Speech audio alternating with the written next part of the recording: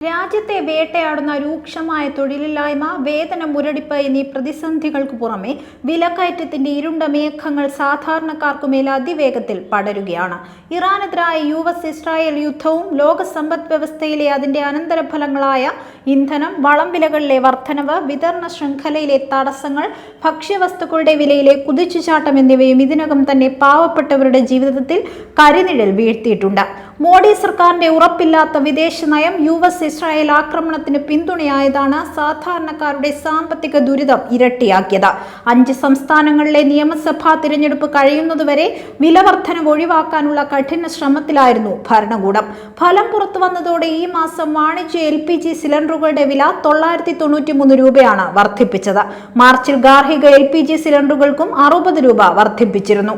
ആഗോള എണ്ണവില വർധനയ്ക്കിടെ ജനങ്ങളുടെ കണ്ണിൽ പൊടിയിടാൻ കേന്ദ്രം പെട്രോളിയം ഉൽപ്പന്നങ്ങളുടെ എക്സൈസ് തീരുവ 10 രൂപ കുറച്ചിരുന്നു. പക്ഷേ ഇത് യഥാർത്ഥത്തിൽ എണ്ണ കമ്പനികളുടെ നേട്ടത്തിനു വേണ്ടിയായിരുന്നു.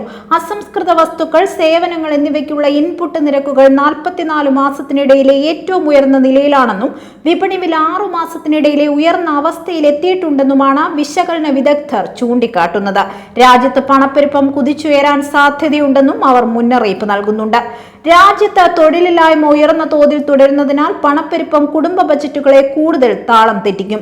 പീരിയോഡിക് ലേബർ ഫോഴ്സ് സർവേ പ്രതിമാസ ബുള്ളറ്റിൻ പ്രകാരം ഈ വർഷം മാർച്ചിൽ തൊഴിലില്ലായ്മ നിരക്ക് 5.1%.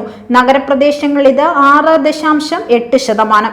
രാജ്യത്തെ തൊഴിൽ സാഹചര്യത്തെക്കുറിച്ചുള്ള അസിം പ്രേംജി സർവകലാശാലയുടെ സമീപകാല റിപ്പോർട്ട് ബിരുദധാരികളിൽ 15 മുതൽ 25 പ്രായമുള്ളവരിലെ തൊഴിലില്ലായ്മ 40%, 25 മുതൽ 29 പ്രായമുള്ളവരിൽ 20%, അശുഭകരമായ കണക്ക് വെളിപ്പെടുത്തിയിട്ടുമുണ്ട്.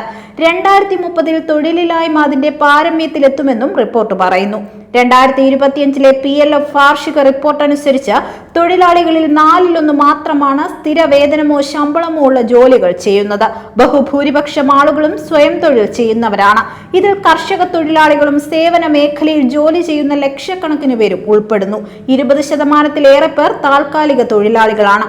ജോലി ചെയ്യുന്ന ഇന്ത്യക്കാരിൽ 64% പേർ മിനിമം വേതനത്തെക്കാൾ കുറവാണ് സമ്പാദിക്കുന്നതെന്ന റിപ്പോർട്ടും ഇതോടൊപ്പമുണ്ട്.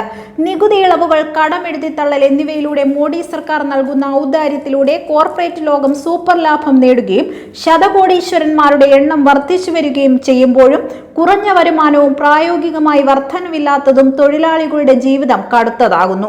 തൊഴിൽ സൃഷ്ടിക്കുന്നതിലുള്ള മോഡി സർക്കാരിന്റെ ക്രൂരമായ അലംഭാവമാണ് ഈ ദുരവസ്ഥയുടെ ഉത്തരവാദി. ഈ വർഷാവസാനം എൽ നിനോ ഉണ്ടാകുമെന്ന കാലാവസ്ഥാ പ്രവചനമുള്ളതിനാൽ ഭക്ഷ്യോൽപാദനത്തിലും ഇടിവുണ്ടാകാൻ സാധ്യത വളരെ കൂടുതലാണ്. എന്നാൽ മോഡിയും അദ്ദേഹത്തിന്റെ മന്ത്രിസഭയും ഈ ഭീഷണികളെക്കുറിച്ച് അജ്ഞരാണെന്ന് അവരുടെ നിസ്സംഗത തെളിയിക്കുന്നു. അധികാരത്തോടുള്ള അത്യാർത്തിയും സമ്പന്നരോടുള്ള സേവന മനോഭാവവും അതിരുകടന്ന അവർ രാജ്യത്തിന്റെ ഭരണഘടനയെയും നിയമവാഴ്ചയും ജനാധിപത്യ അവകാശങ്ങളെയും തകർക്കുന്നതിലാണ് അഭിരമിക്കുന്നത്. ആഭ്യന്തര വിദേശ വൻകിട കോർപ്പറേറ്റുകളുടെ കയ്യടിക്ക് പാത്രമാവുക മാത്രമാണ് ഭരണകൂട ലക്ഷ്യം. വിലയ്ക്ക് വാങ്ങുന്ന അധികാരവും വിദ്വേഷത്തിലൂടെ വിഭജനമുണ്ടാക്കി നേടുന്ന ആധിപത്യവുമാണ് നിലവിലെ ഇന്ത്യൻ ഭരണത്തിന്റെ ഒസ്യത്ത്. അഖണ്ഡ ഭാരതത്തിന്റെ രാഷ്ട്രീയ തത്വശാസ്ത്രം, ബഹുവംശീയ ബഹുഭാഷ, ഇന്ത്യയുടെ ഫെഡറൽ തത്വങ്ങളെ നേരിട്ട് വെല്ലുവിളിക്കുന്ന ഹിന്ദു ഭൂരിപക്ഷ ആദർശങ്ങളുടെ ഒരു ഏകീകൃത ഇന്ത്യയാണ് അവർ വിഭാവനം ചെയ്യുന്നത്. ഫെഡറലിസത്തെ ഇന്ത്യൻ ജനാധിപത്യത്തിന്റെ അടിസ്ഥാന ഘടകമായിട്ടല്ല, മറിച്ച് ഭരണ സൗകര്യം മാത്രമായാണ് അവർ കാണുന്നത്. പുരാതന ജനപദങ്ങളെ അടിസ്ഥാനമാക്കി ചെറിയ ഭരണ യൂണിറ്റുകളായി രാജ്യത്തെ പുനഃസംഘടിപ്പിക്കുന്നതിനുള്ള ശ്രമങ്ങൾക്ക് കോർപ്പറേറ്റുകളുടെ പിന്തുണ ആവോളമുണ്ട്. ഒരു രാജ്യം ഒരു നികുതിയെ മുൻപ് കോർപ്പറേറ്റുകൾ പിന്തുണച്ചത് ഇതേ താല്പര്യത്തിലാണ്. അതിനായി രാജ്യത്തിന്റെ സാമൂഹിക ഘടനയ്ക്ക് ഭീഷണി ഉയർത്തുന്ന വിദ്വേഷത്തിന്റെയും വിഭജനത്തിന്റെയും വിത്തുകൾ വിതയ്ക്കുന്നു. ബംഗാളിലും അസമിലും നടന്ന തിരഞ്ഞെടുപ്പുകളിലും അതാണ് അവർ തെളിയിച്ചത്.